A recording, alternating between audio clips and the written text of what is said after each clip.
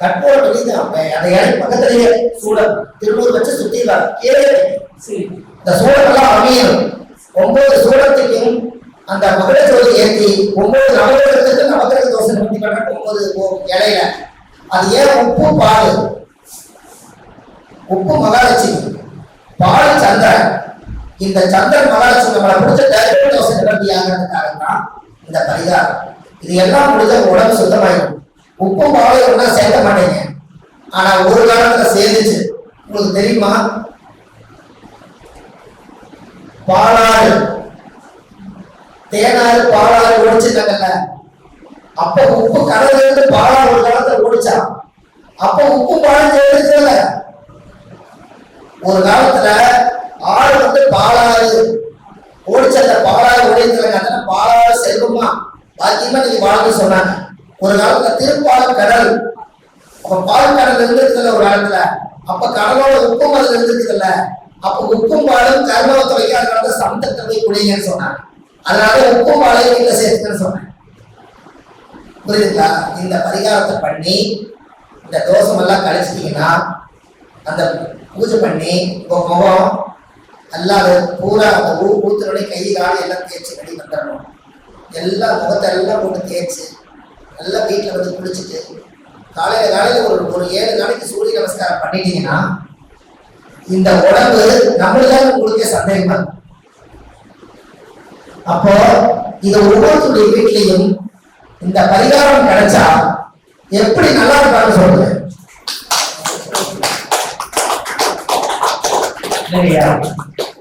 எப்படி தேடி கண்டுபிடிச்சிருந்தா இந்த பரிகாரம் கிடைக்கும் சொல்லுங்க. இன்னும் புக்கிலேயே வரல, ரகசிய பரிகாரம் வேற. இது நீங்க அரங்கேற்றம் பண்ணியிருக்கிறீங்க என்னங்கய்யா? எத்தனையோ பரிகாரம் வருது, கருணை பரிகாரம் இருக்கே இல்லையா? அப்போ ஒரு காலத்துல இந்த முன்னோர்கள் கையாளுறாங்க. அந்த தலைவாழ இலை போட்டு நவகிரகத்துக்கு படைச்சு அக்னி சாட்சியா உன் கர்மாவை தீர்த்து அந்த சூரியனை போய் பாரு, உன் பாவம் விலகுன்னு அந்த காலத்துல முன்னோர்கள் சொல்லியிருக்காங்க. இது எனக்கு கிடைச்ச பிரசாதம். நான் தேடிக்கிட்டே இருக்கிறதுனால ஏதோ வழியில ஆண்டவன் எனக்கு கொடுக்குறேன், அதை நான் உங்களுக்கு கொடுக்குறேன். எனக்கு ஆதிகால பரிகாரம்னு ஒரு பெரிய கையில எடுத்துருக்கேன். இதை மக்களுக்கு போய் நான் 1930 கோடி என் வாழ்க்கையில ஒரு புக்கு எழுதினாலும் வரலாறு கட்டதான் இருக்கணும். அதுக்கு கொஞ்சம் அறுபாடு பண்ணணும். இருந்தாலும் கோயில பிறந்து இந்த ஒரு விஷயத்தை உலகத்துக்கு அரங்கேற்றம் பண்ணிட்டா, நாளைக்கு நீங்க கூகுள்ல சர்ச் பண்ணா கூட ஆதிகால பரிகாரம் என்னோட முகம் பெருமளவா என்னைக்காவது ஒரு நாள் பார்த்து நம்ம நேரில் ஒரு நாள் எப்படி கேட்கலாம். விடுதலை இருக்கு இல்லையா? எனக்குயா நிகழ்வு இருக்கு. ஏன்னா அந்த 6 மாதமா உயர்வு நம்ம சொல்றோம் இல்லையா?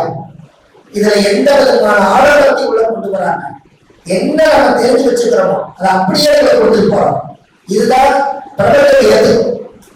நாளைக்கு அடுத்த சந்ததிகள் இதை கையாண்டு வந்தாங்கன்னா ஒரு 100 வருஷத்துக்கு அப்புறம் இது ஒரு முனிவர் எழுதின புக்கு, ஒரு ஜோதிட ஞானி எழுதின புக்கு அப்படின்னு நமக்கே வரும். நம்ம எழுதுற பராசர் எழுதுனான்னு சொல்றோம். அவர் 100-200 வருஷத்துக்கு அப்புறம் இப்ப நம்ம பராசரத்தை பாக்குறோம். இன்னைக்கு 1930 பரிகாரம் நினைச்சா 100 வருஷத்துக்கு அப்புறம் நம்ம தலைமுறையில அடுத்த சந்ததிகளுக்கு ஓய்வு இல்லை. புண்ணியம் செய்வதற்கே புண்ணியம் செய்திருக்க வேண்டும். என்னங்கம்மா? புண்ணியம் செய்வதற்கே புண்ணியம் செய்திருக்க வேண்டும். ஒரு பிச்சைக்கார சாப்பாடு வாங்கலைன்னா அவர் வேண்டாம் போயிட்டாருன்னா முதல் நம்ம புண்ணியம் பண்ணல, புண்ணியம் வாங்க அவர் புண்ணியம் நம்ம இருக்கு. நம்ம புண்ணியம் பண்ணாதனாலதான் அவர் வேண்டாம் போறாரு. நம்ம புண்ணியம் செய்வதற்கே புண்ணியம் செய்திருக்க வேண்டும். அப்ப இந்த கர்மனை பரிகாரங்கள் எல்லாம் இதோட நம்மளை விட்டு போகணும். நம்மளால ஒரு நல்லது நடக்கணும்னா இந்த ஆதிகால பரிகாரத்துல நம்ம நல்ல விதமா எடுத்து மக்களுக்கு சுவையான வார்த்தைகளை சுவைச்சு ரசிச்சு ருசிச்சு சொல்லுங்க. காசு பணம் 2வது பிரச்சனை. ஆரம்பத்துல உங்க கர்மனை தீரணும். அதுக்கு நீங்க ஆகும் என்னங்கம்மா? நான் அடிக்கடி சொல்லுவேன், புக்கு எழுதும் போதெல்லாம் ஒரு வரி எழுதுவேன். கடவுள் கொடுத்தவருக்கே நன்றி சொல்ல முடியவில்லை இன்னும், இதில் அடுத்தடுத்து கேட்பதற்கு அஞ்சுதேன் உள்ளார். இவ்வளவு கொடுத்துருக்காரு நம்ம கடவுள். சட்டை, நல்ல சட்டை, பேண்ட் சட்டை, வேஸ்ட் சட்டை, நம்மளுக்கு ஒரு நல்ல முடி, கண்ணு, மூக்கு, ஊனம் இல்லாம கடவுள் இத்தனை கொடுத்துருக்கிறான். நடந்து போறதுக்கு கார் வருது, மாலை மரியாதை வருது, பேர் வருது, கொண்டாட வருது, கொண்டாட்டி இருக்கிறாங்க, பிள்ளைங்க இருக்காங்க, சாப்பாடு 3 நேரம் கிடைக்குது, தண்ணி கிடைக்குது, நினைச்ச நேரம் டீ கிடைக்குது. இவ்வளவும் கடவுள் பிரபஞ்சம் கொடுத்திருக்குது. கொடுத்ததற்கே நன்றி சொல்ல முடியவில்லை. இன்னும் இதில் அடுத்தடுத்து கேட்பதற்கு 5 தேவைகள் உள்ளார். இவ்வளவு நான் கொடுத்திருக்கேன், இன்னும் உங்களுக்கு மனசு பூசையால கடவுள் கேட்கிறார். புரியுதுங்களா? அப்ப இருப்பதே போதும். அன்னைக்கு ஒரு நாள் இதே இடத்துல சொன்னேன், கால் ஒருத்தர் குணமா நடந்து வந்தா அவரை பார்த்து நீங்க தவற எடுத்துக்காதீங்க. அவருடைய கர்மங்கள் என்னமோ அவர் அப்படி நடந்து போகும்போது கால் உணர்ந்தான். அதே டயத்துல நம்ம கால பாருங்க, நம்ம புண்ணியம் பண்ணிக்கிறதுனால நம்ம கால அவரோட நல்லா இருக்குது. அதுக்கு எடுத்துக்காட்டு கடவுள் அவர் நடக்க வச்சுக்கிறாருங்க. புரியுது? நம்ம பரவாயில்ல, அப்ப கடவுள் நம்ம புண்ணியம் பண்ணிக்கிறவங்க, அப்ப அதை விட நம்ம பரவாயில்லன்னு நினைச்சாரு.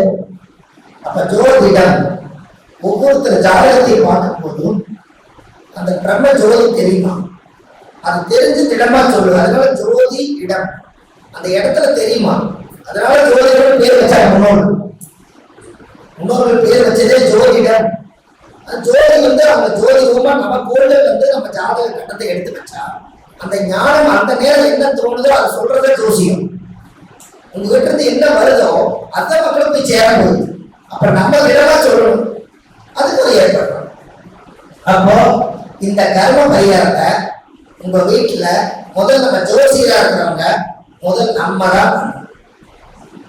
நம்ம பண்ணினா நம்ம சந்ததிகள் பண்ணுவாங்க.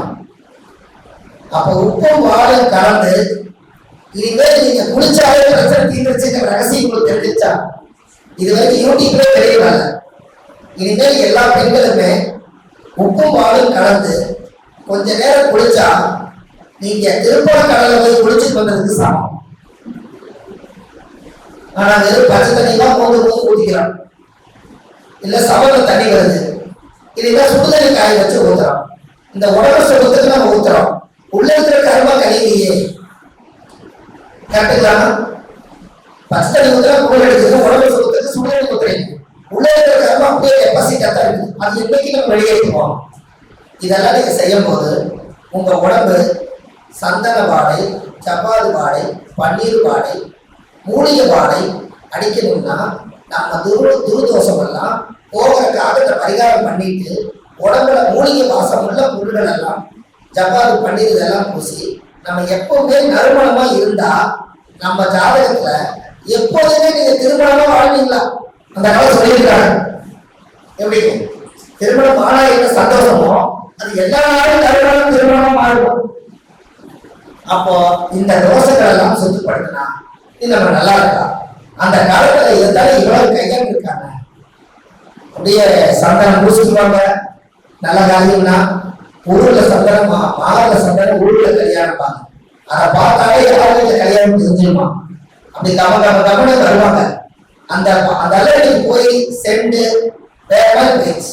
ஆனா அப்படி எல்லாம் இல்லாம ஆதிகால வாழ்க்கை இந்த கொஞ்ச நாளைக்கு நீங்க வாழணும்.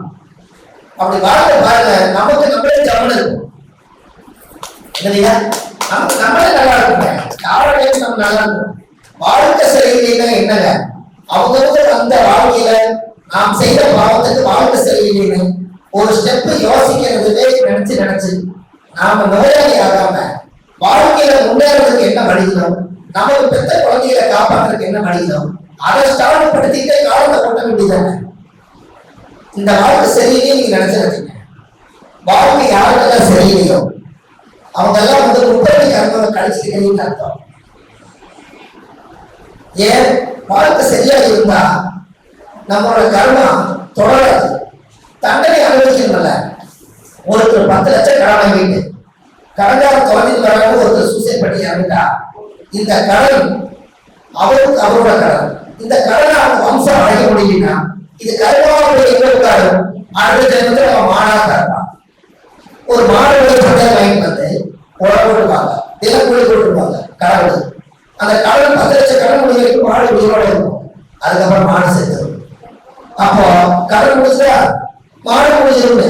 அப்ப நம்ம பட்ட கடன் இந்த பிறகு நீங்க அடைக்கலைன்னா அடுத்த பிறகு அடைக்கணும். அதுக்கு இந்த பிறகு நம்ம கண்டதுக்கு போக முடியும். என்னங்கம்மா இது எல்லாமே ஒரு வாழ்க்கை, ஜென்ம வாழ்க்கை.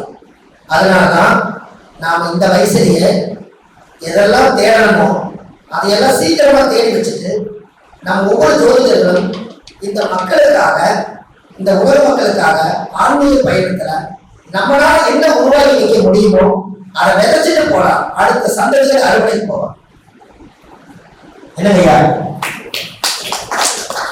இது வேணும் கண்டிப்பா. இந்த காலத்துல நம்ம வயசு இப்படியே இருக்குன்னு நம்மளால சொல்ல முடியாது, நம்மளுடைய உடம்பின் தர ஒத்துழைக்குன்னு சொல்ல முடியாது. அதுக்குள்ள ஒரு 100-200 குடும்பத்தை நம்ம ஜோதிடத்துல காப்பாத்திக்கணும். அவங்களோட புண்ணியத்தை நம்ம தேடிச்சோம், அவங்க புண்ணியத்தை வாங்கி நம்ம ஊருக்கு சேகரிச்சிருக்கோம். இதெல்லாம் பண்ணுங்க, அருமையா கிடைக்கும். அப்போ இந்த கர்மவினை பரிகாரம் ஒவ்வொருத்தருக்கும் நீங்க இதை எழுதி கொடுக்கும் போது மஞ்சளை தொடச்சு அழகா எழுதி கொடுத்து ஒரு தட்சணை வாங்கிட்டு முறையோட செய்யுங்க. ரொம்ப அவங்களுக்கு ஒரு புண்ணியம், உங்களுக்கு ஒரு புண்ணியம். கரெக்டுங்களாமா? எது சும்மா செய்யாதீங்க, கஷ்டப்பட்டு தெரிஞ்சுட்டு போறீங்க. அது தட்சணை வாங்கிட்டு செய்யும், அப்பதான் பழிக்கும். இங்க கிடைக்கிற விஷயத்த இது பொதுவா நம்ம கொடுக்கிறோம். ஆனா மக்களுக்கு எளிமையான பரிகாரம் கொஞ்சமா வாங்கி அவங்களுக்கு கர்மா போறதுக்கு பரிகாரத்துக்கு எழுதி கொடுக்கும் போது கடவுளை நல்லா வச்சிருக்கோம். எப்படி வச்சு பரிகாரம்லாம்